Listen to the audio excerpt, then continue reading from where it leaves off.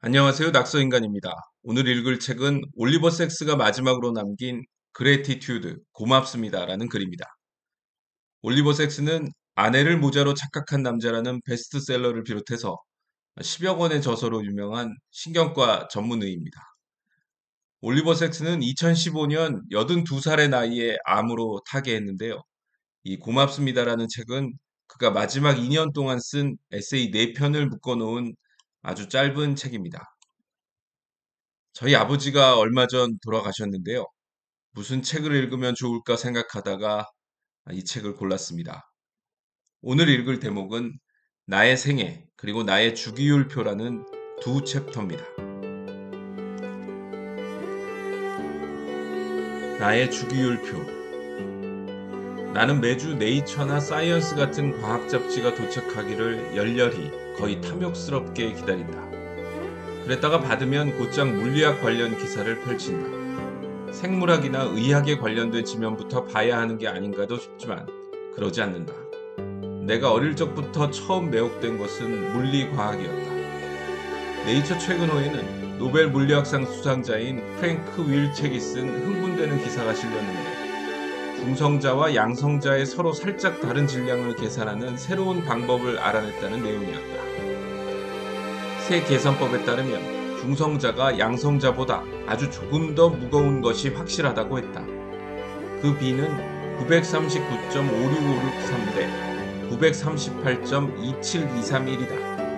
사소한 차이라고 여기는 사람도 있겠지만 이 비율이 지금과 조금이라도 달랐다면 우리가 아는 오늘날의 우주는 영영 생겨나지 않았을지 모른다.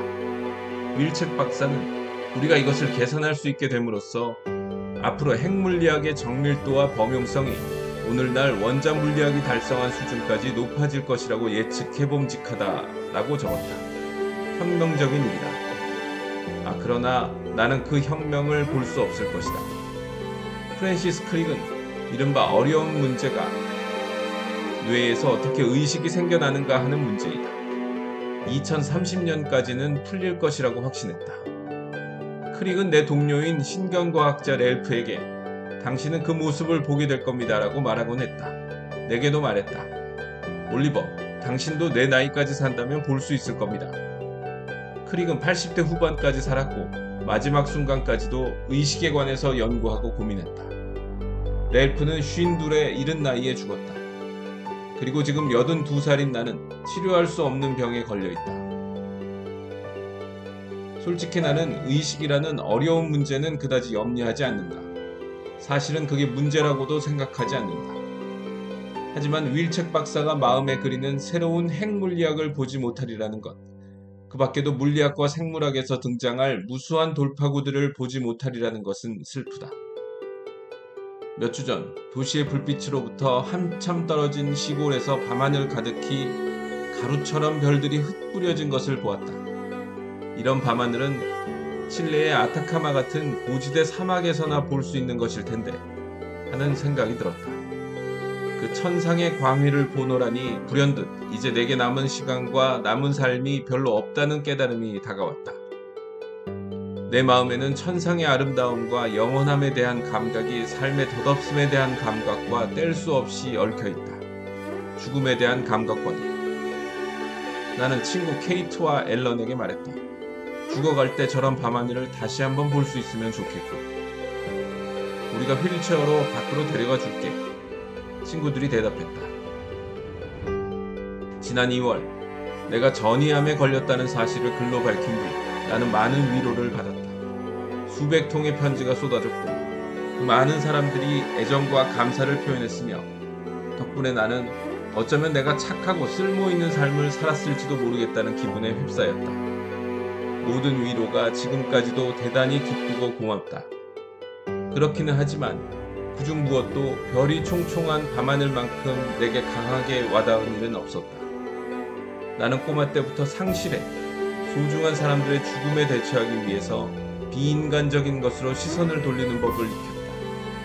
제2차 세계대전이 발발한 무렵 6살 나이로 기숙학교에 보내졌을 때는 숫자가 내 친구가 되어주었다. 10살에 런던으로 돌아온 뒤에는 원소들과 주기율표가 친구였다. 살면서 스트레스를 겪는 시기에 나는 늘 물리과학에게로 향했다. 아니 귀향했다. 생명이 없지만 죽음도 없는 세계.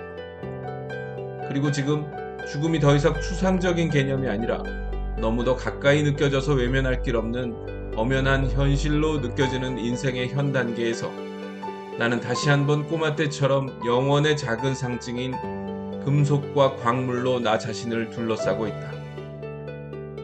내가 이 글을 쓰는 땅의 저쪽 끝에는 예쁜 상자에 담긴 81번 원소가 놓여있다. 영국의 원소 직원이 지난해 7월 내 81살 생일 선물로 보내준 것이다. 상자에는 탈륨 생일을 축하합니다 적혀있다. 얼마 전에 맞은 82살 생일을 기념해 82번 원소 나베게 할당가 또 있다. 작은 납상자도 하나 있는데 그 속에는 90번 원소 토륨이 담겨있다. 다이아몬드처럼 아름답고 물론 방사성이 있는, 그래서 납상자에 담아둬야 하는 토륨 결정이. 올해 초 암에 걸렸다는 사실을 알고 나서 몇 주 동안 간이 반쯤 전이암에 잡아먹혔음에도 불구하고 나는 기분이 썩 괜찮았다. 2월에 간동맥으로 약물을 방울방울 주입해서 암을 다스리는 처치를 받았을 때는 2주 정도 끔찍했지만 이후에는 육체적으로나 정신적으로나 에너지가 가득하여 엄청나게 괜찮았다. 일시적 소강기가 아니라 아예 휴지기를 허락받은 것 같았다. 우정을 다지고 환자들을 만나고 글을 쓰고 고향 영국을 방문할 시간을. 그때 나를 만난 사람들은 내가 치명적인 상태라는 것을 못 믿겠다고 했고 나도 내 상황을 쉽사리 간과하곤 했다. 그렇게 건강과 에너지가 넘치던 기분은 5월이 지나 6월로 접어들면서 잦아들었다. 그래도 82살 생일은 근사하게 기념할 수 있었다. 하지만 지금은 속이 메스껍고 식욕이 없다. 낮에는 선득하고 밤에는 식은땀이 난다. 무엇보다 노상 피곤하고 무엇이든 조금이라도 지나치게 할라치면 갑자기 탈진한다. 아직 매일 수영을 하지만 요즘은 더 천천히 움직인다. 호흡이 약간 가빠진 걸 느끼기 때문이다. 지금까지는 외면할 수 있었지만 이제는 내가 아프다는 것을 나도 안다. 7월 7일 CT 검사 결과 암이 간에서도 다시 자란 것은 물론이거니와 이제는 그 너머까지 번진 사실을 확인했다. 지난주에는 새로 면역요법을 받기 시작했다. 위험이 없지 않은 방법이지만 덕분에 몇 달만이라도 좋은 시간을 좀 더 누릴 수 있으면 좋겠다. 그런데 나는 치료에 돌입하기 전에 재밌는 일을 좀 하고 싶었다. 노스캐롤라이나로 가서 듀크 대학교에 있는 근사한 여우 원숭이 연구센터를 구경하는 것이다. 여우 원숭이는 모든 영장류를 탄생시킨 계통과 근연 관계가 가까운 종이다. 5천만 년 전 내 조상이 나무에서 살아가는 작은 생물로서 오늘날의 여우 원숭이와 크게 다르지 않은 존재였을 거라 상상하면 기분이 즐겁다.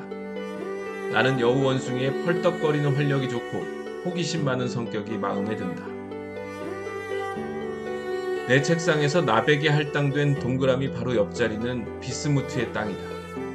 호주에서 자연 상태로 발견된 비스무트도 있고 볼리비아의 광산에서 날아온 작은 리무진 모양의 비스무트 덩어리들도 있고 용융 상태에서 서서히 식어 아름다운 무지갯빛을 띠며 호피 원주민 마을처럼 층층이 테라스 가진 비스무트도 있고 유클리드와 기하학의 아름다움을 보여주려는 듯이 원통과 구 모양을 한 비스무트도 있다.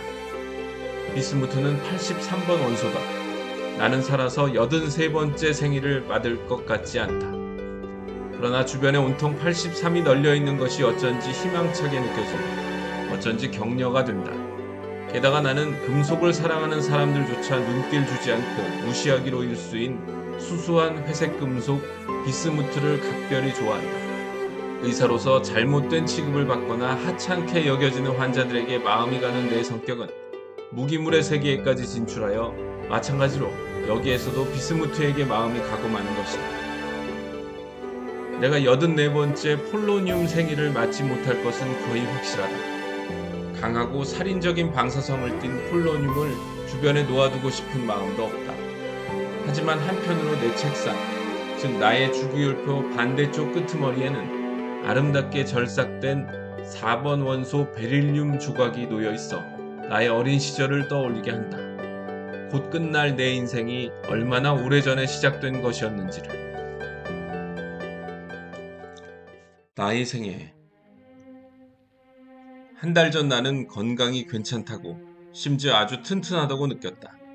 81살인 나는 요즘도 매일 1마일씩 수영을 한다. 하지만 나도 운이 다했다. 몇 주 전에 간에 다발성 전이암이 생긴 걸 알게 됐기 때문이다. 9년 전 나는 안구 흑색종이라는 드문 종류의 종양이 발생했다는 진단을 받았더랬다. 종양을 제거하고자 받은 방사선 치료와 레이저 치료 때문에 결국 나는 그 눈의 시력을 잃었다. 안구 흑색종이 전이를 일으킬 확률은 전체 사례의 50%쯤 된다. 그러나 내 경우에는 상황을 보건대 가능성이 훨씬 낮다고 했다. 하지만 결국 나는 운이 없는 쪽이었다.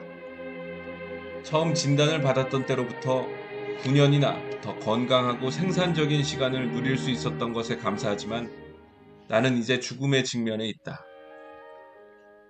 암은 간의 3분의 1을 점령했다. 이런 종류의 암은 진행 속도를 늦출 수 있을지 몰라도 아예 진행을 멎게 할 수는 없다.